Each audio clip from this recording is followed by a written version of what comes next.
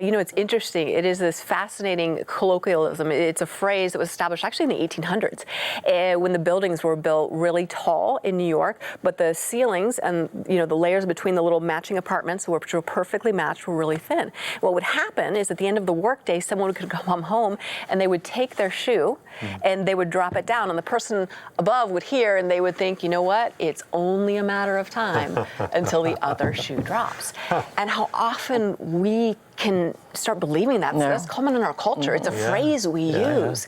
And I think that what happens is when we start to think it's only a matter of time till the other shoe drops, that we start to shrink back from the possibility and the power and the things that Christ wants to do in our life.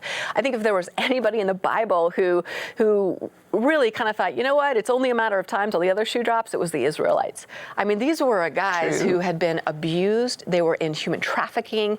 They were chased down by the army. They get out into the desert. They go, there's no food. There's no water. What more awfulness is going to happen? What other shoe is going to drop?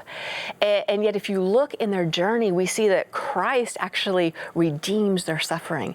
And our God rises up, not as the shoe-dropping God, but the God who splits the Red Sea, who provides manna, the heavenly sweet bread of heaven for his people, who fills them with all kinds of meat to eat, who carries them through and leads them out eventually into the promised land. And I love that verse in Deuteronomy that says, you know what, for the 40 years that you were in the desert, your clothes did not wear out, nor did your sandals. Friends, we do not serve a shoe-dropping God.